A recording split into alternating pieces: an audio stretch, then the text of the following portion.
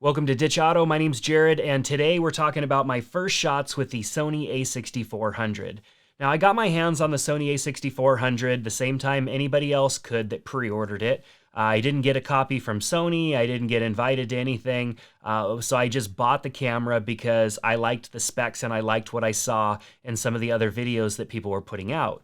So the A6400 for me is going to be a nice camera for me to have here in the studio for shooting 4K video, but then also like a secondary camera that I can have out in the field when I'm shooting alternate angles in 4K video.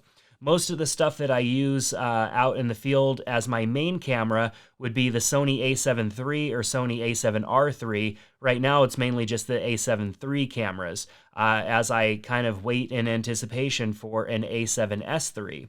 So when Sony announced the A6400, I thought, okay, this is interesting. It doesn't have the internal stabilization on the sensor, but it has a lot of really great features, and the price is just kind of unbelievable.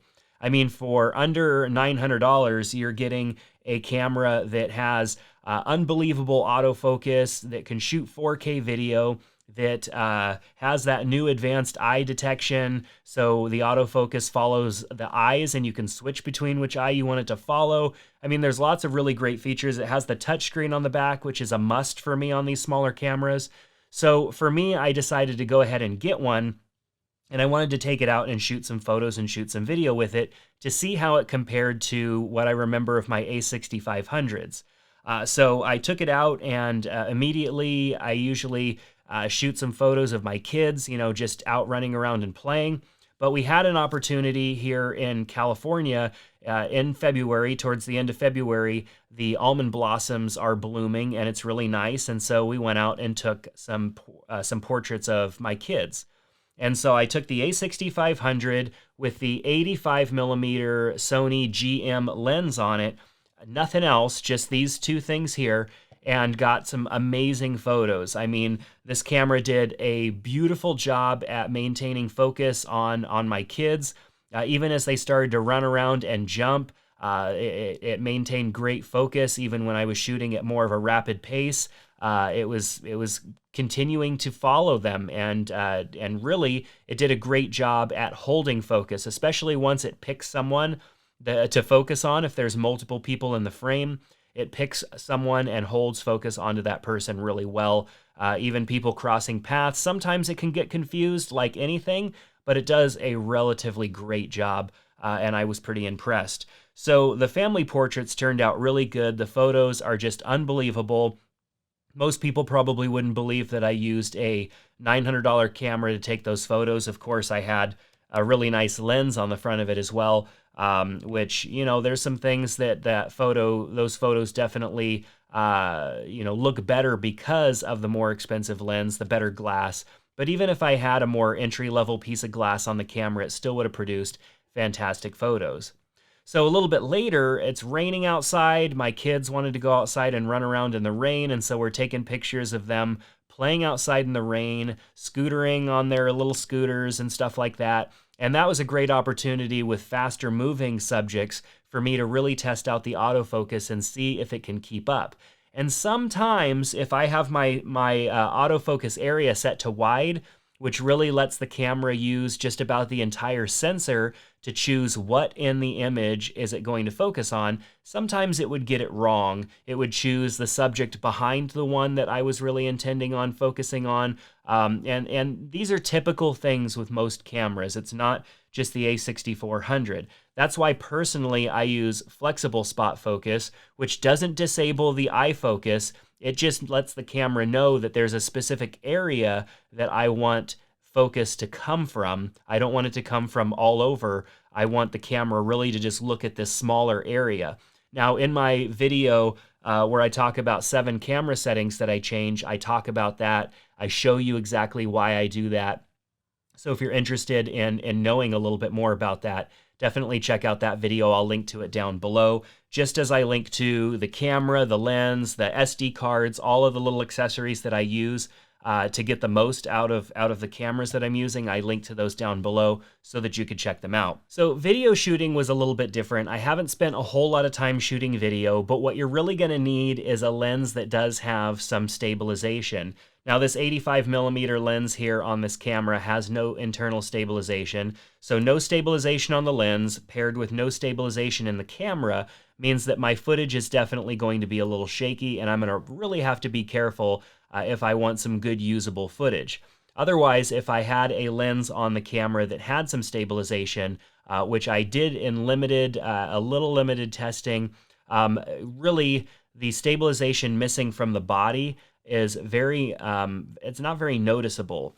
The stabilization that you get on the camera body on the small sensor like this is less noticeable than on the full frame cameras. The full frame cameras have a much bigger sensor. There's a lot more there to stabilize, and so you notice the stabilization a bit more. You don't notice it so much on the smaller body here. So when I pair this up with the kit lens that I have that has internal stabilization, or a few of the other lenses that I have that has some internal stabilization, it feels a lot better on this camera. So the difference between the A6500, which does have stabilization on the sensor of the camera, you're not really going to notice that much of a difference because the majority of the stabilization is happening in the lens. But if you don't have any lenses with stabilization, you might consider spending a few extra $100 more and going with the A6500.